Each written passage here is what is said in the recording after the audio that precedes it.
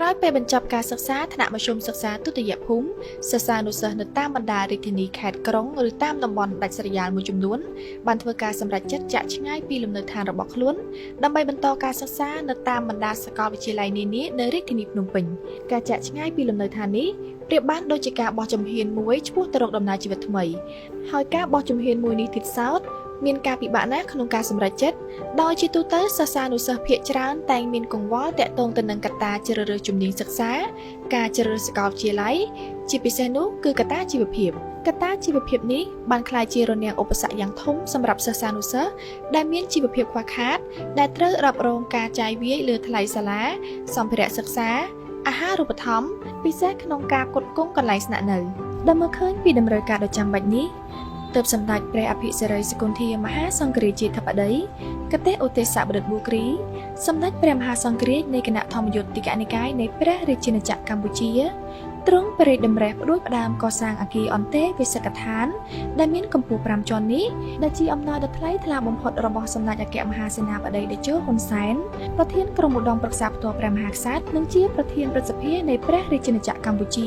សម្ដេចកតេប្រតិបណ្ឌិតប៊ុនរ៉ានីហ៊ុនសែនសម្ដេចមហាបវរធិបតីហ៊ុនម៉ាណែតនាយករដ្ឋមន្ត្រីនៃព្រះរាជាណាចក្រកម្ពុជានិងលោកជំទាវបណ្ឌិតបច្ចឹមនីហ៊ុនម៉ាណែតដើម្បីជួយសម្រាលបន្ទុកដល់សិស្សនិស្សិតក្រីក្រក្មេងកំព្រានិស្សិតពិការដែលគ្មានលទ្ធភាពបន្តការសិក្សាដោយទទួលបានអាហារូបករណ៍ 100% ដោយស្វ័យប្រវត្តិកន្លែងស្នាក់នៅរៀបចំគ្រឿងបរិក្ខារស្នាក់នៅនិងមានប៉ុស្តិ៍សុខភាពសម្រាប់ពិនិត្យព្យាបាលដែលមិនមានការរើសអើងអ្វីឡើយ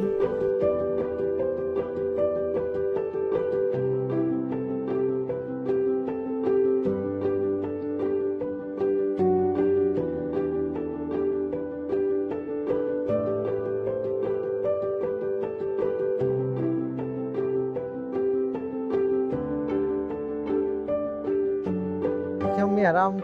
រំភើបនិងសប្បាយរីករាយជាខ្លាំងដែលបានស្នាក់នៅអគារអន្តេវាសិកដ្ឋានដៃជោសន្តិភាពអស់រយៈពេល3ខែហើយការស្នាក់នៅនេះគឺទទួលបានការប្រោះប្រទានពីសម្ដេចព្រះសាកលវិទ្យាធិការនិងអាដាមងួនស្ដេចភក្តីតាមបទពិសោធន៍ជាក់ស្ដែងខ្ញុំបានមកនៅទីនេះខ្ញុំសប្បាយចិត្តព្រោះខ្ញុំបានស្គាល់នៅមិត្តភ័ក្តិថ្មីរស់នៅដោយសប្បាយរីករាយបរិស្ថានស្អាតអនាម័យល្អអគារស្នាក់នៅថ្មីកន្លែងសិក្សាអប់រំបានល្អ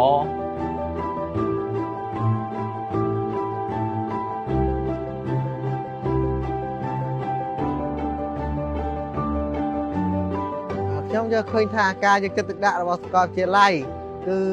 ជាការល្អខ្លាំងណាស់ការផ្ដល់ជូនទាំងអាហារូបករណ៍និងកន្លែងស្នាក់នៅជួយសម្រាប់ដល់ជីវភាពគ្រួសារខ្ញុំនិងខ្ញុំដែលជានិស្សិតបានបន្តការសិក្សាដោយឥតគិតថ្លៃនិងការស្នាក់នៅទីនេះដោយឥតគិតថ្លៃបើសិនជាគ្មានការផ្ដល់កន្លែងស្នាក់នៅទីនេះទេគឺផលវិបាករបស់ខ្ញុំគឺខ្ញុំជាជនពិការភាពការភ្នែកមិនអាចមើលបានឆ្ងាយមើលបានជិតអញ្ចឹងខ្ញុំមិនអាចធ្វើដំណើរតាមដងផ្លូវបានទេហើយមួយវិញទៀតគឺបើសិនជាគ្មានការផ្ដល់កន្លែងស្នាក់នៅនេះទេគឺគ្រួសារខ្ញុំមានជីវភាពខ្វះខាតហើយខ្ញុំពិការភាពគឺមិនអាចបន្តការសិក្សាតទៅមុខបានទេ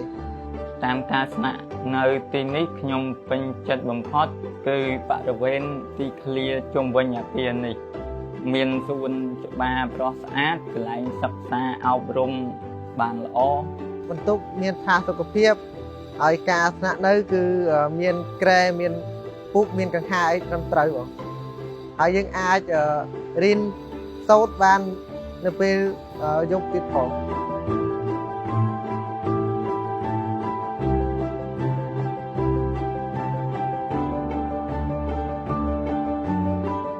ថ្មីត្បិតតែការចាក់ឆ្ងាយពីលំនៅឋានមករស់នៅក្រោមដំបូលដ៏កក់ក្ដៅរួមគ្នាក៏ពិតមែន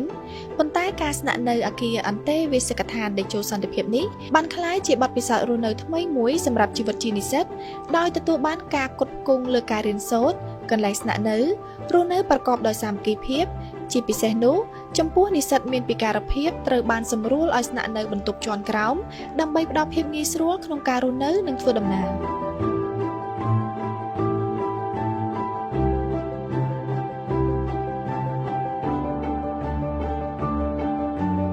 ខ្ញុំបាទសូមថ្លែងអំណរគុណយ៉ាងជ្រាលជ្រៅខ្ពង់ខ្ពស់បំផុត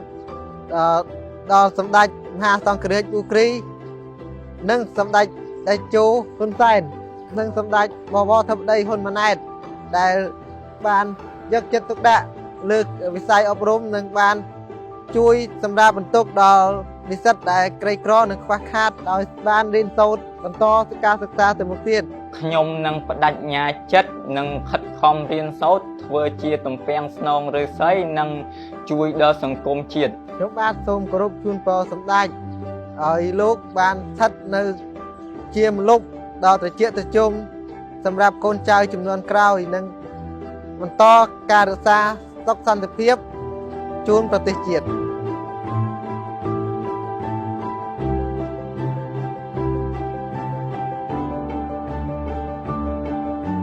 គួររំលឹកផងដែរថាអគារអន្តេវិស្វកដ្ឋានតេជោសន្តិភាពមានកម្ពស់ 5 ជាន់ 30 បន្ទប់នេះ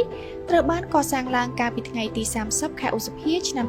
2023 ដែលជាអំណោយដ៏ថ្លៃថ្លាបំផុតរបស់សម្ដេចអគ្គមហាសេនាបតីតេជោហ៊ុនសែនប្រធានក្រុមឧត្តមប្រឹក្សាផ្ទាល់ព្រះមហាក្សត្រនិងជាប្រធានព្រឹទ្ធសភានៃព្រះរាជាណាចក្រកម្ពុជាសម្ដេចគតិព្រឹទ្ធបណ្ឌិតប៊ុនរនីហ៊ុនសែន